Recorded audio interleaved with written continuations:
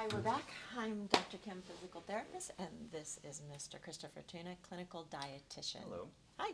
So today I want to get my list. We're going to talk about kinds of fad diets that are going on right now. So the first one is the high protein, low carb, and the list on that is the keto, carnivore, paleo, South Beach diets. And then I really want to talk about intermittent fasting. That's a big diet. And let's get started. Let's start with the high protein, low carb. What's that Sure. about? So the the the idea behind those types of diets is that when you eliminate, and this is just the theory behind them, is that when you eliminate an entire macronutrient from the equation, like a carbohydrate, you're going to drop a ton of weight. The idea being that carbohydrates are our primary fuel source. You take your primary fuel source away, well, your body is going to use other types of fuel, endogenous fuel inside your body as fuel. However, a lot of times, It's going to pull from itself, but that's muscle and fat, right? it is muscle and fat. It's Okay. also a lot of water. And water. Okay. Low carbohydrate diets are notorious just because of how the Krebs cycle works and how byproducts are produced. Low carb diets are notorious for dehydrating people. A lot of the weight that is lost during the and that is a key marketing point to make is that the one of the reasons why these diets are so successful is because people have sudden weight loss. That's the key. Yeah, everybody wants 10 pounds in a week. Exactly. And that's why we're doing under 2 pounds in a week. You and you can when you start to follow a healthy lifestyle with an appropriate calorie deficit and exercise regimen, and you see how genuine weight loss is achieved. Like we're doing. Exactly. I hope many people can realize how impractical, especially when you realize when we crunch the numbers, how you need thousands and thousands again. of calories to and these deficits are just for 2 pounds per week. You know, keto and things like that. A lot of times people do lose 10 to 15 pounds per week, and a lot of it's water, and a lot of it's very unhealthy. That's not good, right? It's not good at all. Okay. Not good at all. We need that water. We definitely do. Water is very, very important. A lot of our body processes just simply do not function, and cell homeostasis. But one of the things that we're going to really promote here is proper weight loss with a healthy, just a healthy eating, healthy dietary habits. The evidence out for low carbohydrate diets right now is best suited for disease states like pediatric epilepsy, adult drug-resistant epilepsy. A lot of the evidence is suggesting that these types of diets are really evidence-based for those disease states and not really for weight loss. And as a matter of fact, the data shows that it is really counter to long-term success in weight loss. Oh. It's really It impedes it? it impedes it. Most of the data shows that when people go on these fad diets, these low carb diets, most of the weight comes back on and they gain more back. And I've even experienced It's this too. hard to follow It is. because we like bread It- and cereal. and it's in everything, yeah. And it's in everything. And Yeah. all the good stuff. Right, Tasty. right. There are some better ones out there. Yeah. There Which are, would be what? South Beach is one. Oh, you like the South Beach? South Beach is okay. Now, the key is that moderate carbohydrates are okay, and that's something that you'll find in South Beach. You'll find it, you'll find it to a degree in something like Nutrisystem, where it's moderate. You know, and probably Weight Watchers too. yeah, high degree of whole grains, fiber, things like that. Yeah, because you lose your fiber. Absolutely, and that's one of the things in the And carnivore the diet. gut thing, that's a problem with fiber. Yeah, absolutely. You're not really going to have many fermented foods. On the carnivore diet, many people have constipation. Constipation is huge on the carnivore diet. Um, And and that's not good for your gut. no, absolutely not. You do lose a little bit of functionality in your gut microbiome, which is those bacteria inside our gut that help break down food, ferment it, and actually help produce a lot of the sugars that we need for energy. You lose those? They become less effective. So Oh. we're reducing the amount of prebiotics that we're putting into our bodies, and so the probiotics, the living organisms Yeah. inside, aren't able to feed on those prebiotics Yeah. and function properly. Oh, so you're disrupting the biome Yes. in the digestive tract by eliminating Yes. carbohydrates or Mhm. fiber and Absolutely. whole grains and that whole food group. Do you think the take-home message from all this keto stuff is we were just eating way too many carbs? I think that we were eating the wrong types of carbs. And what are the wrong types of carbs?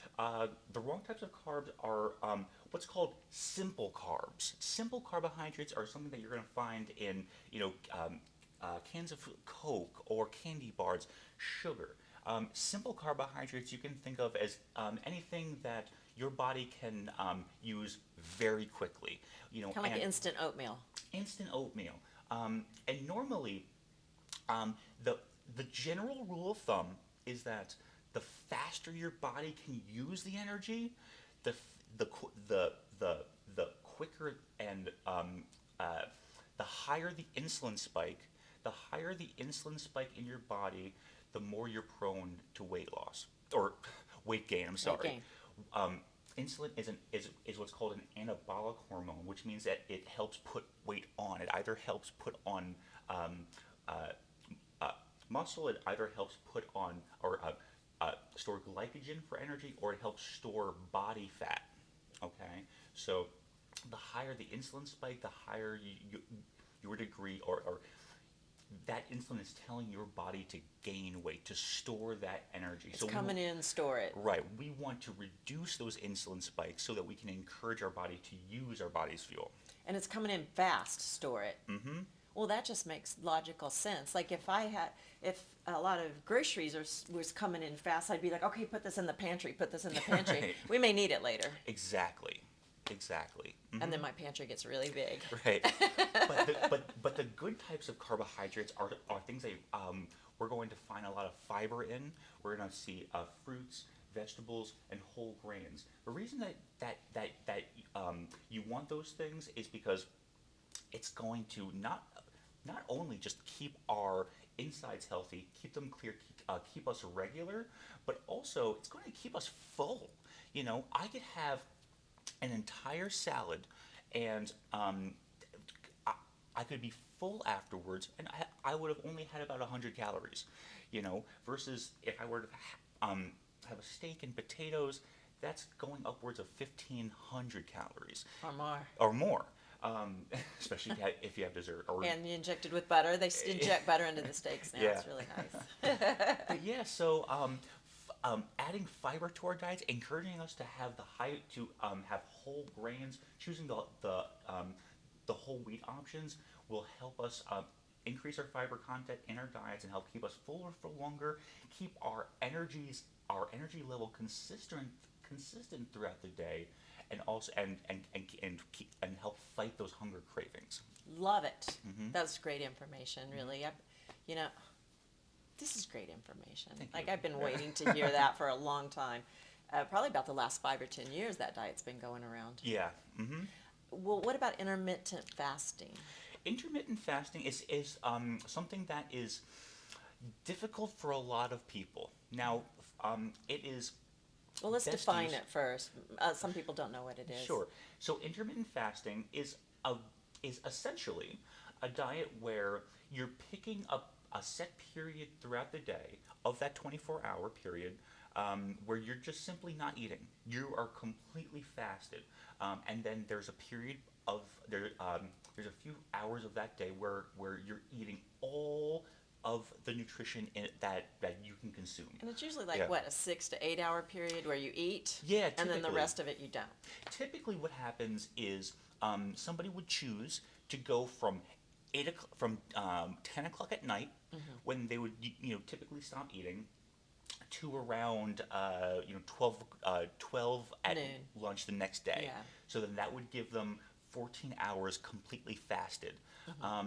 That is that's number one. It's very difficult for a lot of people, and number two, it's not really necessary. A lot of things happen, and I can go into those. A lot of things happen when you're fasting. Number one, you go into a state where your body really doesn't really discriminate where it gets fuel from. It's going to take it from lean tissue, your muscle mass, which is not so.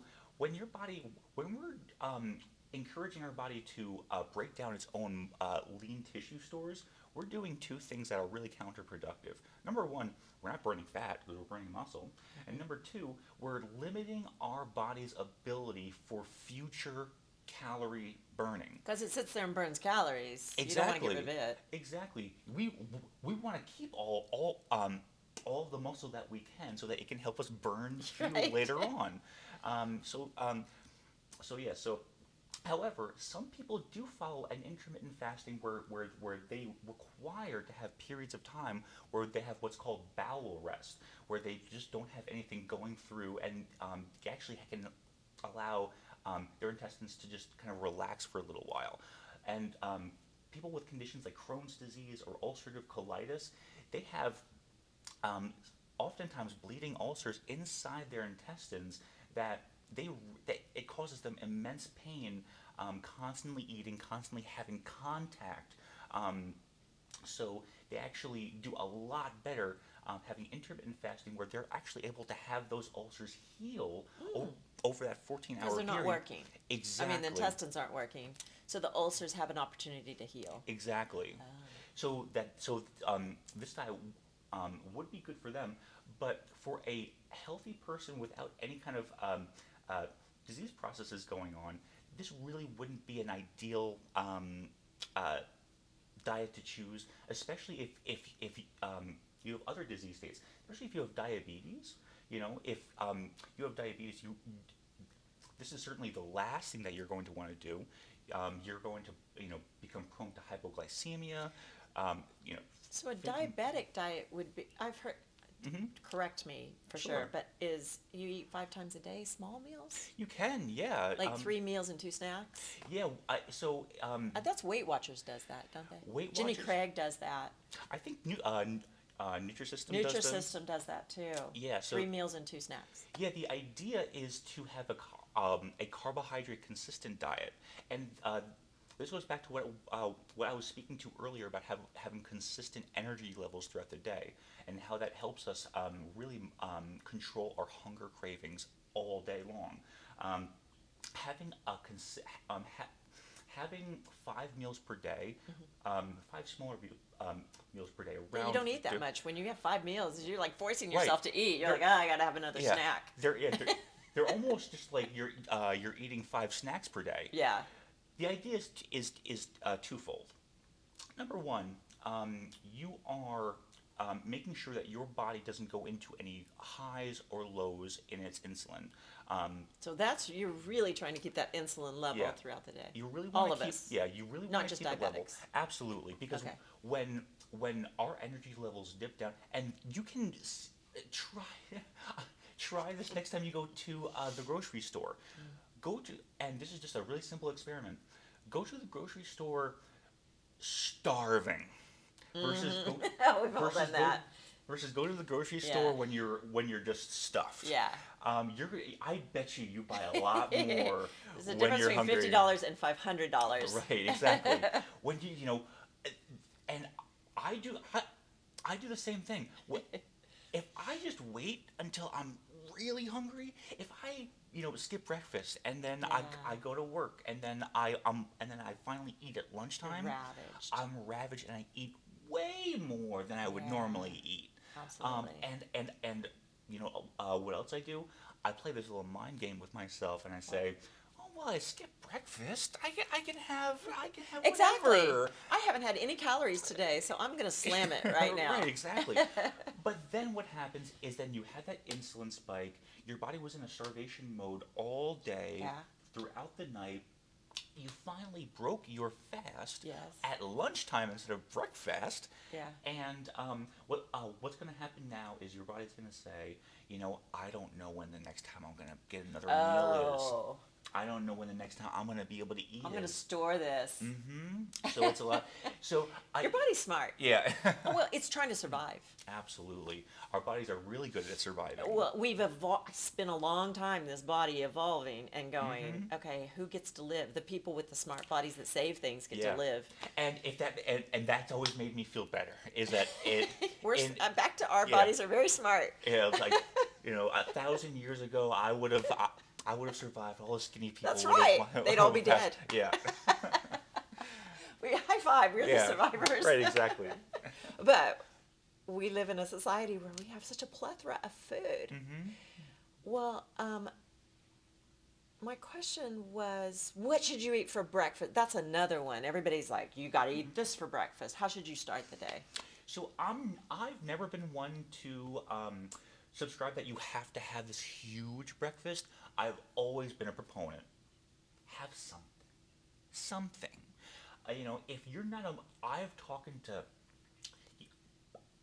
In all honesty, I've spoken to more people who skip breakfast than eat breakfast, I'm one of them, but I'm not going to now. You've just given me permission to eat. But what I do is I keep a banana on hand, or a clementine, or even a protein even shake. sugar. Sugar, Banana, like a fruit. That's not sugar. That's it perfectly is and fine. it's not. Carb. It's a carb. Fruit is very complicated. Fruit is very complicated. Break that down, because now we're not eating fruit because all these keto diets are like, you can't eat the fruit because it's too much in sugar. Right. So, fructose, the sugar found in fruit, is a sugar, and fructose, your body's going to react to the sugar, the simple sugar inside a piece of fruit, the same way that it would react to the dextrose in a candy bar, in a Snickers bar, for example. However, the primary difference between the orange and the Snickers bar is fiber, phytochemicals, and micronutrients. So fiber, although the simple sugars inside your body are going to get metabolized and absorbed very quickly, there's also fiber in there to add to help slow that process down. One thing that you can do to keep energy levels consistent is combine foods. So I would advise against only having a carbohydrate alone, or having a protein alone, or having a fat alone.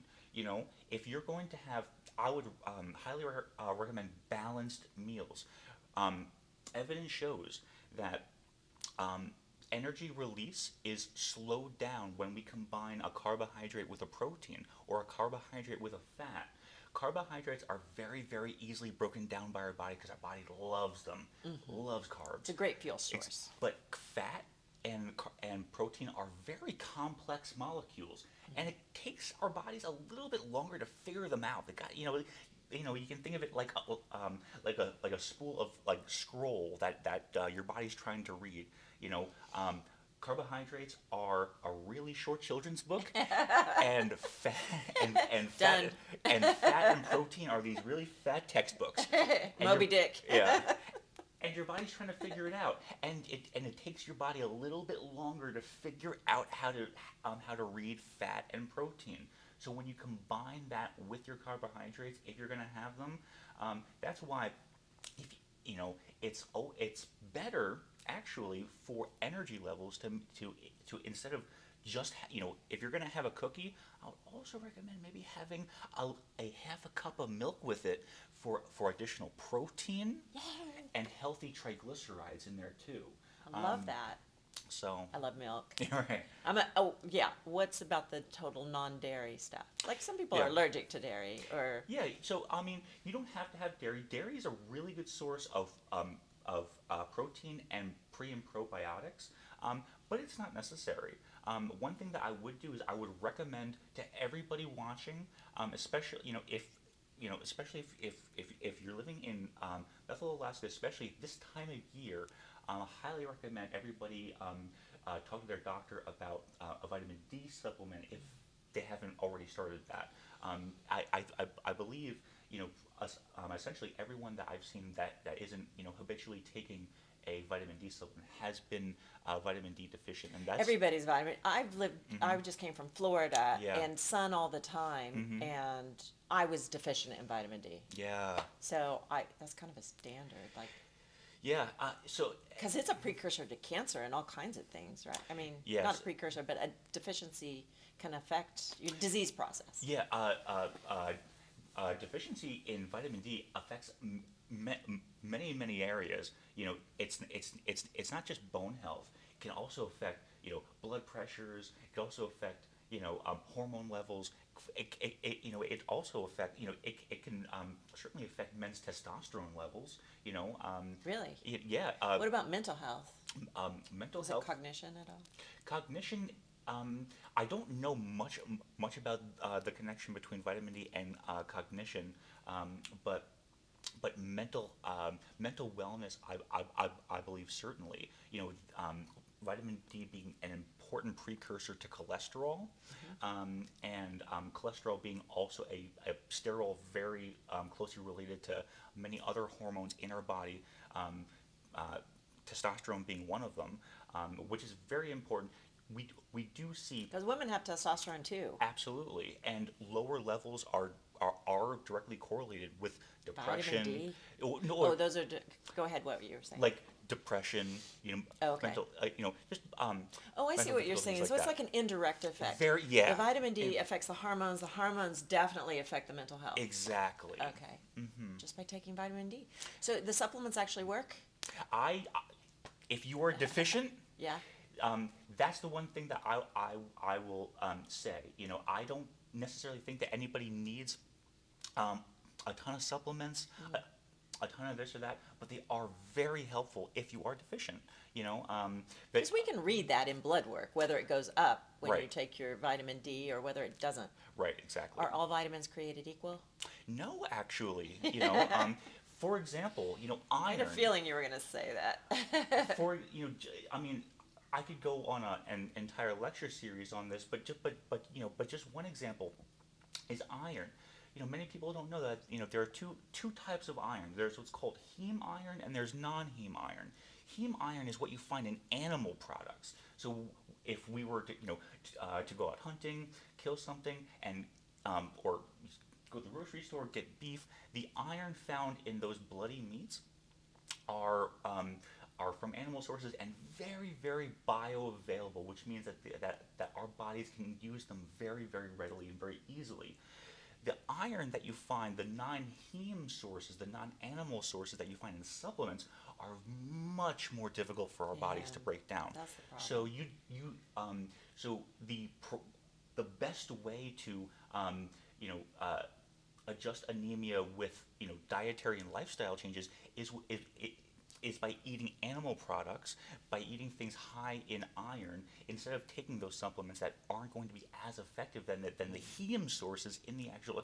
And the same thing is actually the opposite for folate. For people that may be pregnant or becoming pregnant, or on certain medications, folic acid may sound familiar to you. It's great for the heart, too, Yeah, I think. folate or folic acid is the synthetic form of the vitamin, which is actually much more bioavailable Oh. than the natural form Oh. of folate. So This you is know, a science. it's a And we need people like you around to guide us in the different directions. What vitamin D do you recommend? Does that pretty much work with just over-the-counter? vitamin D. The most common source that you can find, I would recommend ergocalciferol. There's calciferol, which is vitamin D2, and then there's cholecalciferol, which is vitamin D3. You can have either one. The one that I see most prescribed most often by providers is ergocalciferol vitamin D2, and I have that at home myself, and that's something that it Is there a would- brand you recommend? Um, I think actually cheap brands are perfectly fine. Okay. You can I think I even have Kirkland. Oh, good for you. Costco. At the house, yeah. Okay. Well, if you have questions about any of these things, and I know you do, we'll go more in the direction of whatever the questions are on Facebook as we hit some of these hot topics right off the bat and get the ball rolling here. Right.